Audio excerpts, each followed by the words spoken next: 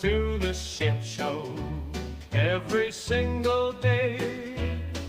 A new flavor of fuckery, 'cause everybody's such, you see, and they're dumber than a bag of clots.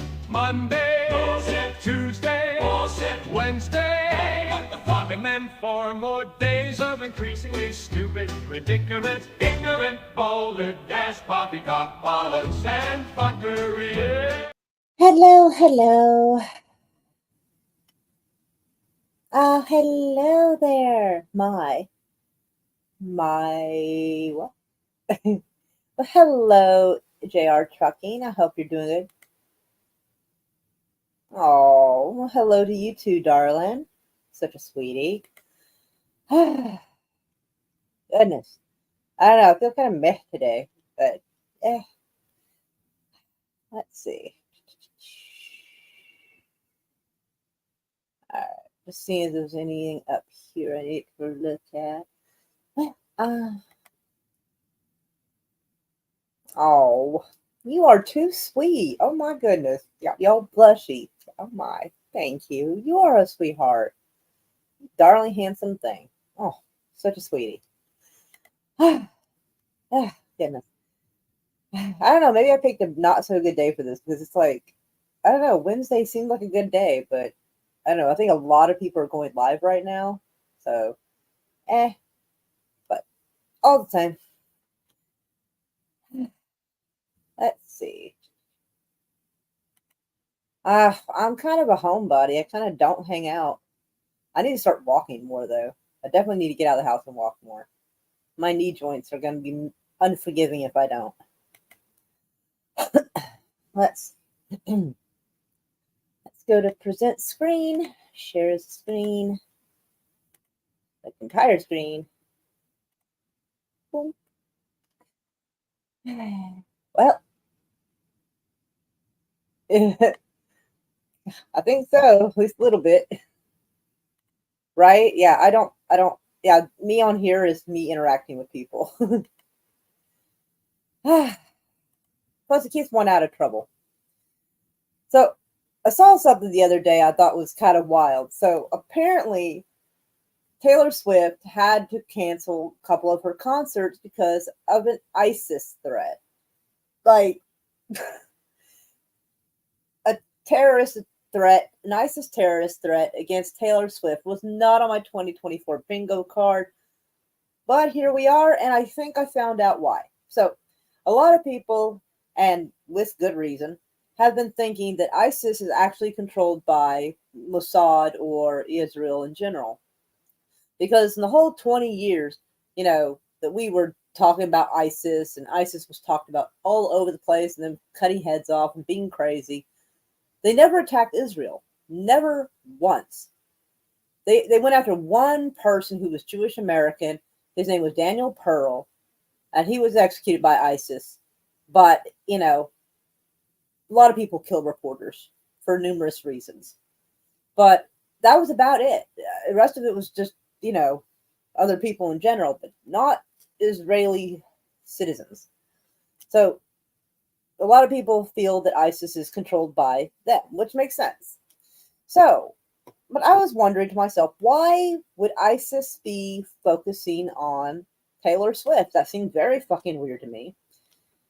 And the article goes, any doubt that ISIS remains a pervasive threat in the West should be dispelled by last week's cancellation of 3 Taylor Swift concerts in Vienna. Okay, it was 3, not 2. My bad on that. With the help of the U.S. intelligence agencies, Austrian authorities foiled a plot to attack Ernst Happel Stadium, where Swift was scheduled to perform. Despite arresting 3 alleged plotters, authorities consider it prudent to cancel the shows. Police in, I cannot pronounce that, but 40 miles south of Vienna have arrested a 19-year-old man believed to be the plot's mastermind. Maybe. I mean, I must admit, I've never met a 19-year-old that was a mastermind of very much, but, maybe the kids are just different these days. They have not identified him.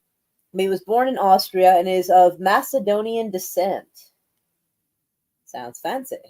Police have also apprehended a 17-year-old Austrian suspected accomplice in Vienna and is an Iraqi national on Friday. Yeah, got a little bit of everybody, apparently. The alleged ringleader, who had pledged allegiance to ISIS, confessed that he intended to kill as many as possible in a suicide attack. Hold on a second.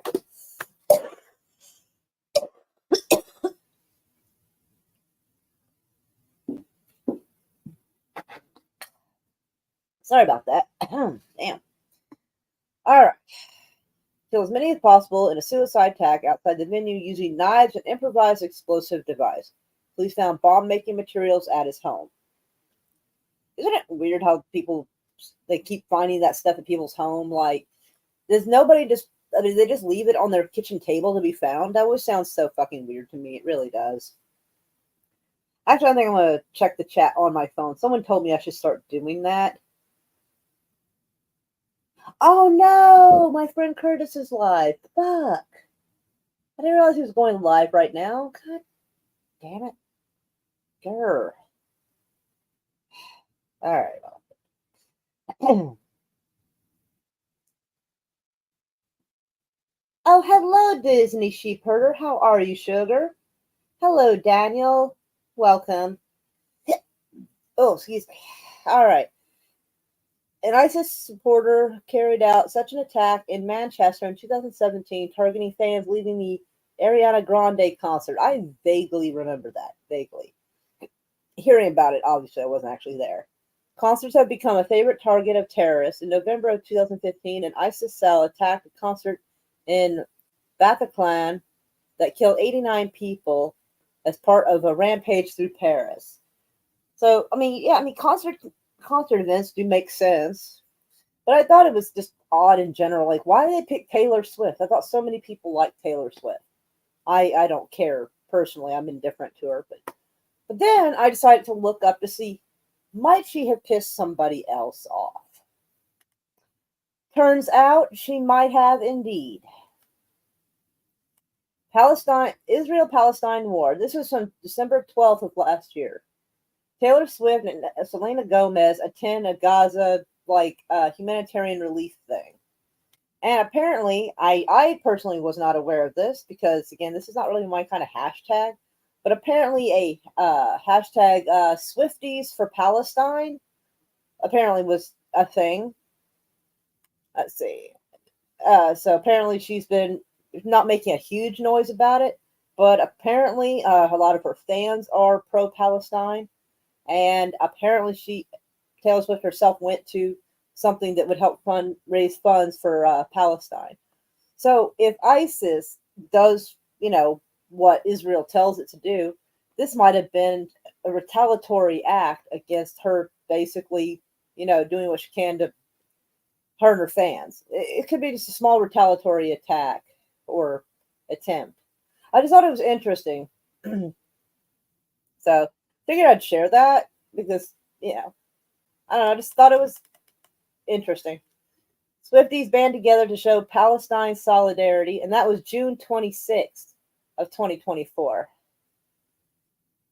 So if ISIS does work for Mossad or helps them out occasionally, this might have been some little shitty ass jab at Swifties, basically. Which is weird because I really just never pictured, Swifties versus ISIS. That was just a fucking weird concept I would have never have guessed. But, I feel like that might be because think about this. So, the Muslim world, at least any respectable part of the Muslim world, is obviously going to be, not happy about genocide done to other Muslims. Generally, at least not something like this. So, it would be weird that someone who's Muslim or a Muslim extremist or whatever would have any issue with Taylor Swift. She's not supporting Israel, she's supporting Palestine. So why would a Muslim group attack her or try to attack the fans? Why would they? They would have no reason to do so. But Israel might be mad about it. They might have motive. To me, that makes a little bit more sense. So I know that's just a wild theory, but I just figured I'd show you why I thought this way. Yeah, May 29th, 2024, Swifties for Palestine. More Swifties for Palestine, June 26th. So this is all fairly recent stuff.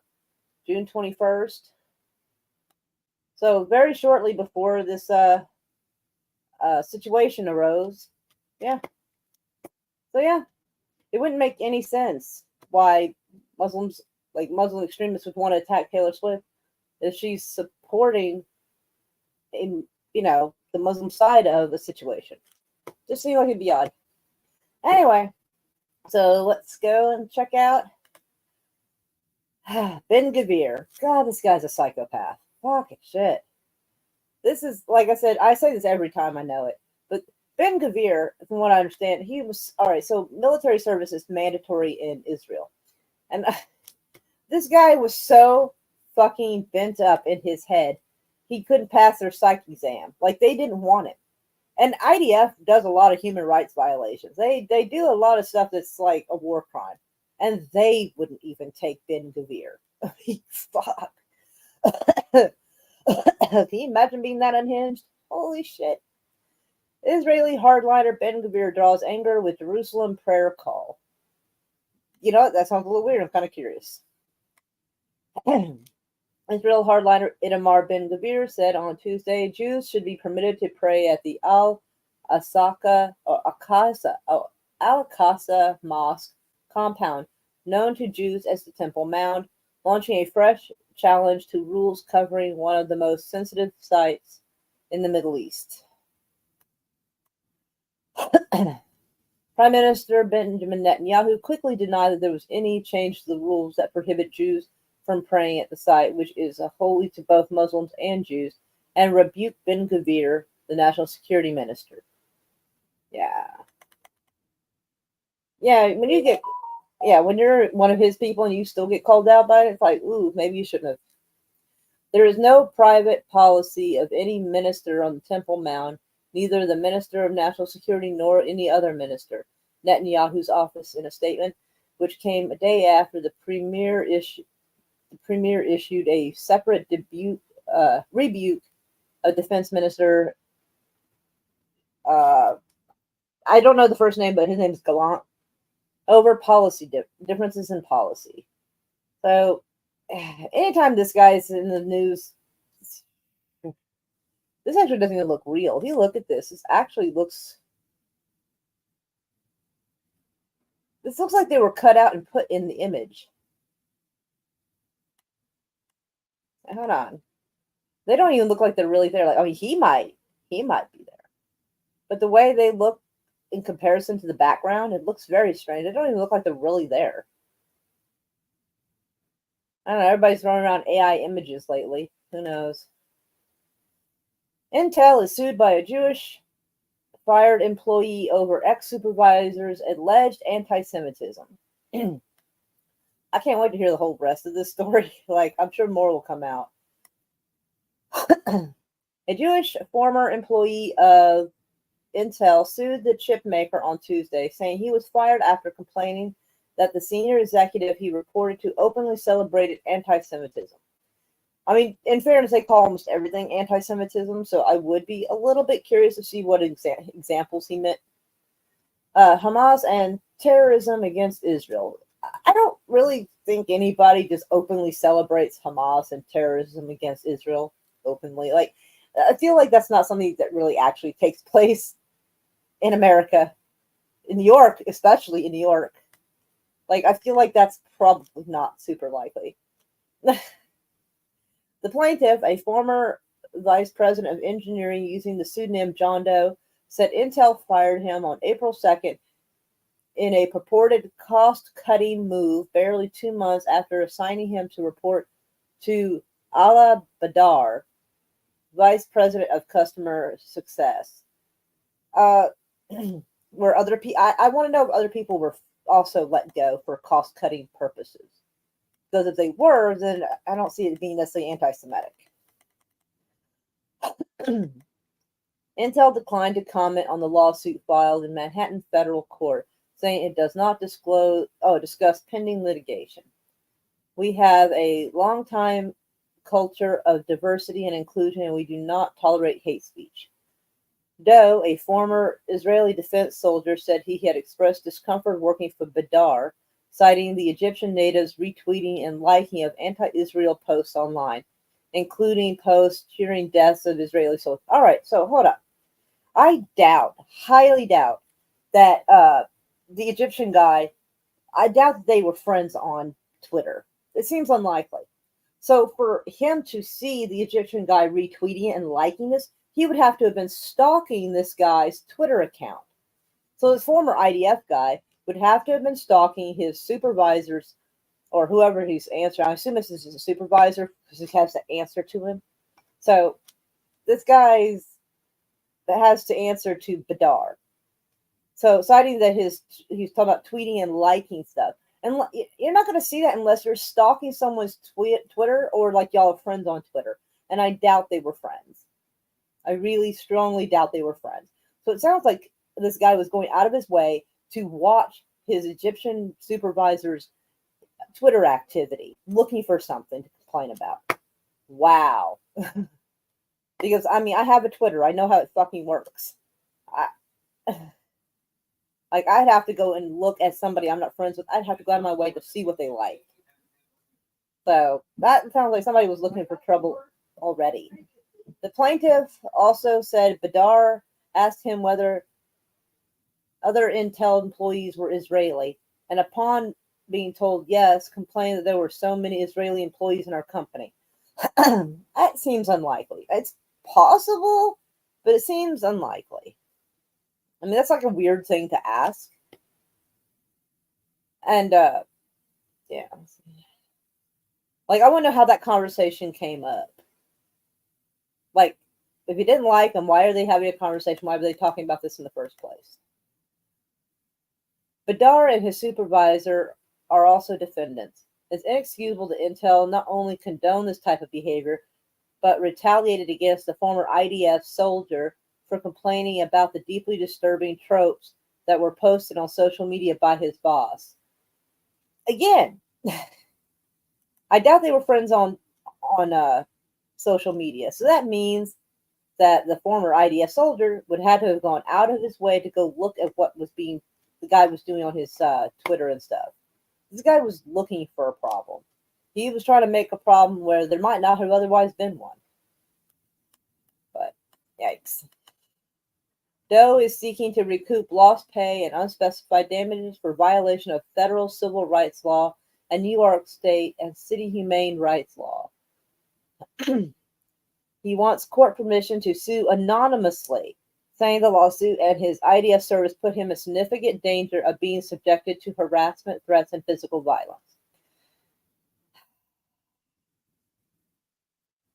So he wants to do it anonymously. Well, I mean, is this like a criminal thing? Is this a civil? Because it's like a civil rights, but I mean, violating human rights. I mean, I guess it could be civil, because I know at least in criminal cases, I think your Eighth Amendment or whatever the fuck it is promises you that you have a right to face your accuser. So I'm not sure how he's going to do it anonymously.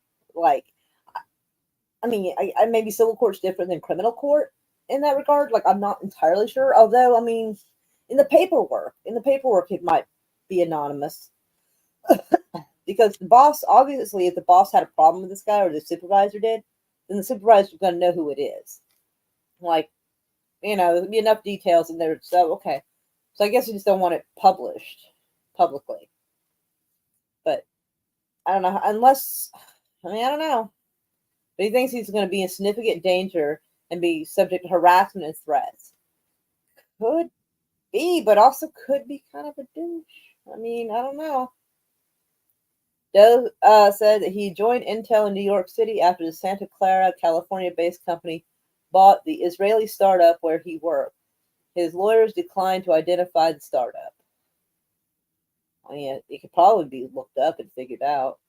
The complaint also highlighted Intel's business ties to Israel, that the company's first hire was Andrew Grove, a Hungarian-born Jew who later became chief executive and Time Magazine's Man of the Year.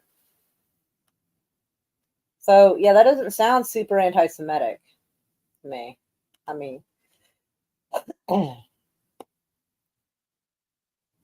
Yeah, I think this guy was just trying to get some shit started, probably.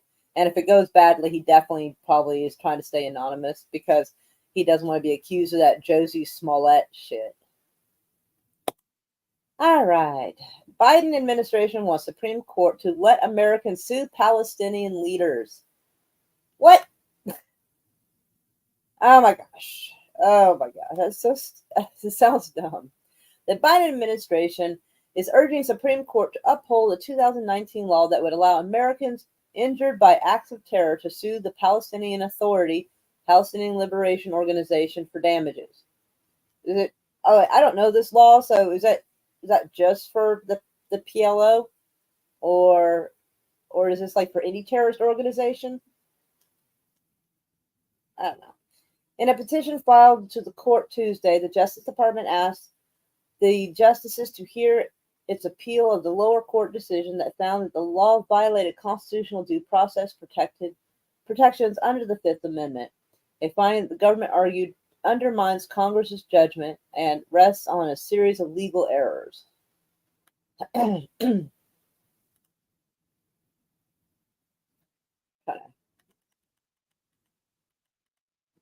There is nothing unfair or unreasonable about deeming respondents to consent to jurisdiction in the United States if they carry on activities in this country or make payments to that reward or incentivize acts of terrorism harming U.S. nationals.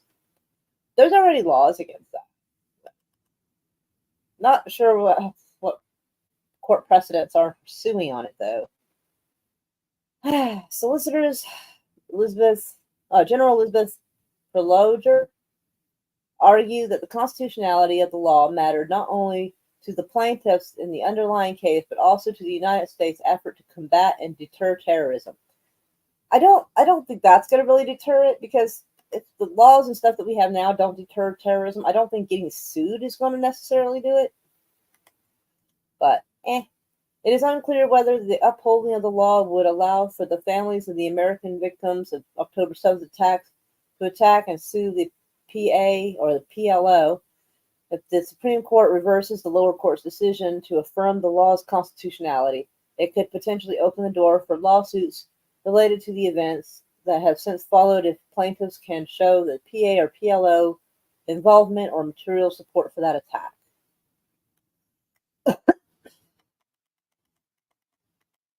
The Anti-Terrorism Act allows Americans who are injured or family members who lost loved ones to sue terrorists in the United States courts. Former federal prosecutor Rahamney told Newsweek, "The law has been litigated and courts have dismissed cases based on personal jurisdiction and due process grounds.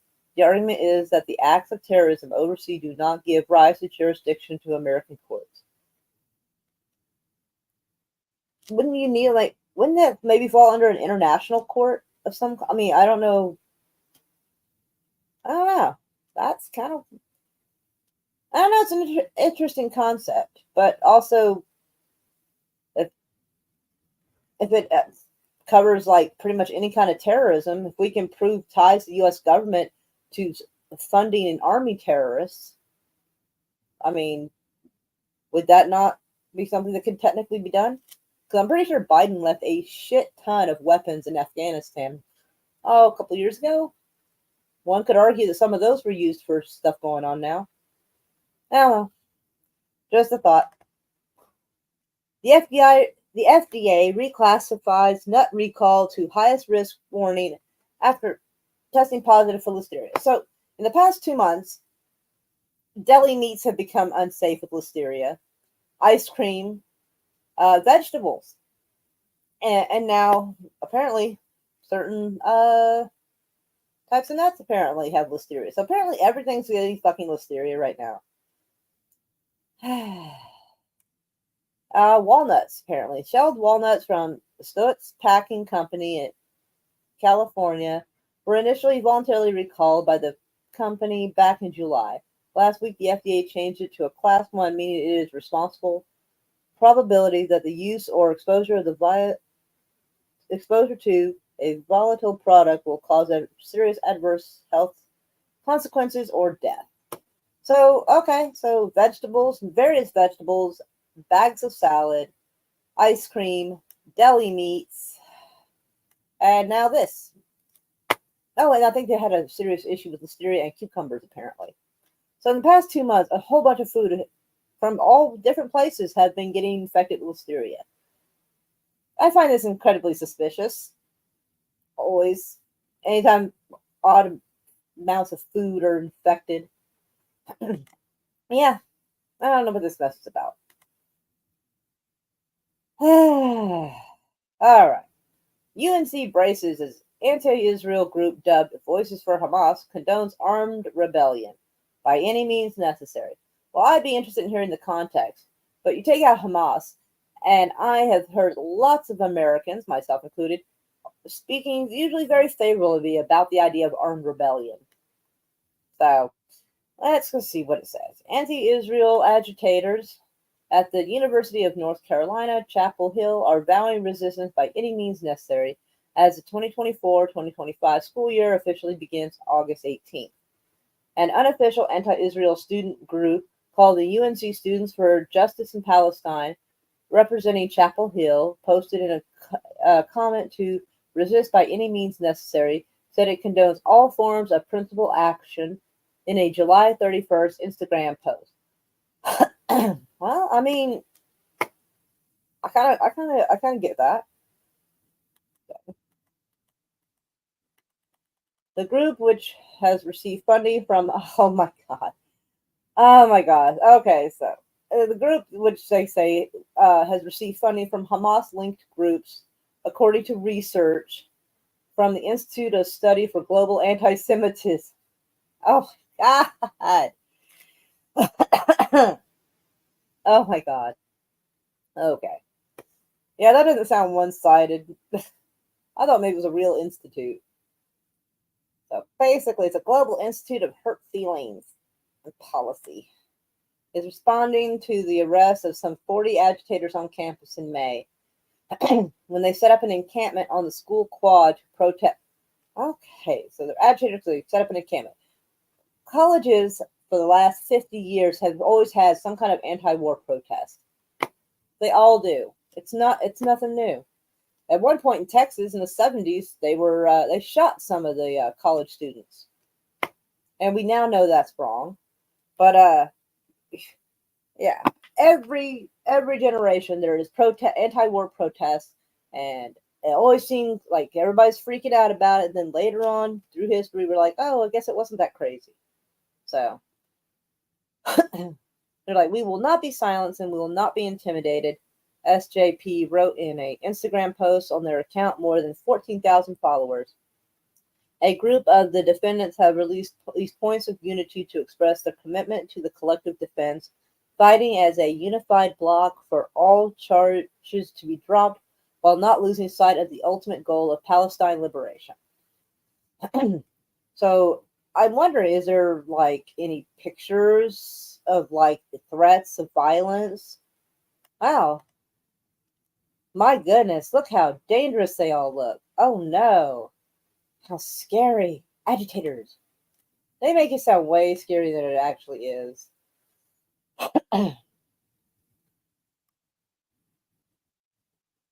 Mm, bunch of kids holding their cell phones. One kid, I guess a group of kids are saving the American flag. Okay.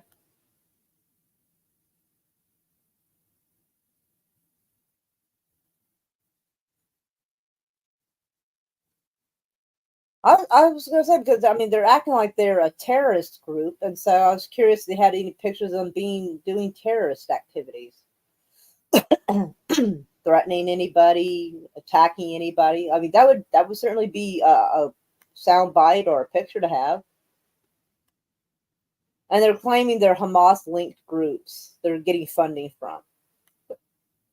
I doubt that Hamas is going to worry about funding what even they have said is an unofficial uh, Palestinian protest group, an unofficial anti Israel student group.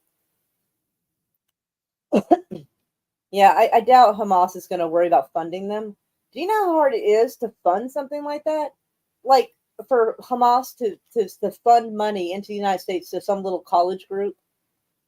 That sounds like a lot of horseshit. Sounds like they just want to make them sound like they're got connections to terrorism. And I am pretty sure with the way they spy on everybody and I mean, you can't even hardly transfer money to somebody else without the government being up in your business. So if they were getting funding from Hamas, I'm pretty sure like they would know. So I actually, so if it's not true, I hope these students sue the shit out of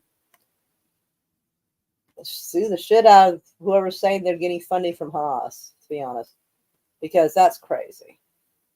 Anyway, so yeah, that pretty much covers all I was talking about today. So anyway, let's get back over. Oh, sir. All right. Well, I got that all off my chest. Just figured that part and the Taylor Swift thing was kind of interesting. That was the main reason I was live today. So anyway, lots of hugs to JR Trucking, lots of hugs to Daniel, lots of hugs to Disney Sheep Herder. I'm glad y'all came by, and I will see you when I see you. So I will play the little song. Boop. Welcome to the ship show. Every single day, a new flavor of fuckery. 'Cause everybody's such, you see, and they're dumber than a bag of clots. Monday, bullshit. Tuesday, bullshit. Wednesday, hey, what the fuck? And then 4 more days of increasingly stupid, ridiculous, ignorant, boulder dash.